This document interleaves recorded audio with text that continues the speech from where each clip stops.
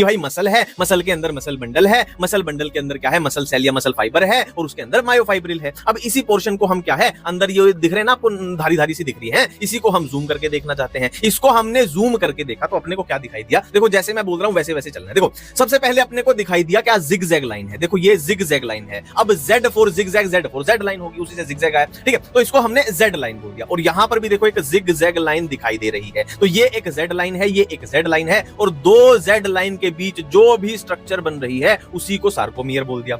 Zigzag line से ये blue colour का एक पतला पतला बोला मैंने, थिन फिलामेंट अटैच है। देखो ये thin filament, thin thin thin, और यहां पे भी देखो ये भी ये भी ये भी ये भी, और इधर भी सेम चलेगा, ऐसे ऐसे ऐसे ऐसे। तो इसको क्या बोला है हमने, एक्टिन बोला है। एक्टिन क्या है, जेड लाइन से अटैच है और थिन पतला फिलामेंट है। और बीच में अगर आप देखोगे तो रेड कलर का एक मोटा यानी थिक फिलामेंट प्रेजेंट है। देखो ये thick filament, thick filament, thick filament, इसको हमने मायोसिन बोला है। अब M4 myosin, M4 M line, मतलब मायोसिन के ठीक बीच से आपको क्या गुजार देनी है, M लाइन गुजार देनी है, ठीक है। अब यहां पर बैंड्स की बात करें तो देखो H जोन क्या होगा, H जोन सिर्फ और सिर्फ आपको मायोसिन चाहिए। अगर मैं बोल दूं सिर्फ और सिर्फ आपको मायोसिन चाहिए, आपको थोड़ा भी एक्टिन नहीं चाहिए, वो H जोन हो जाएगा।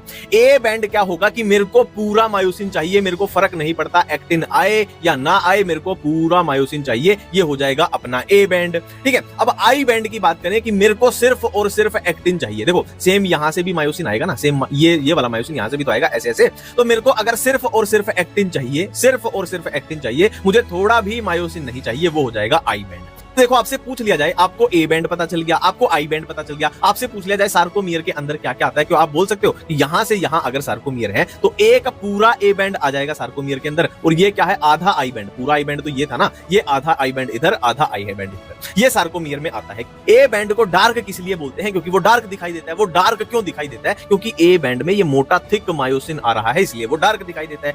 I बैंड लाइट क्यों दिखाई देता है, क्योंकि उसमें थिक वाला मायोसिन है ही नहीं उसमें, है ना, पतले पतले एक्टिन आ रहे हैं सिर्फ, तो वो लाइट दिखाई देता है ना, इतनी सी बात है। और इसकी ट्रिक क्या है, सेकंड लेक्चर देख लिया। तो देखो A आ रहा है, A बैंड हो गया, I आ रहा है तो ये I बैंड हो गया, है ना। इसी से ट्रिक भी थोड़ी आपको याद रह जाएगी।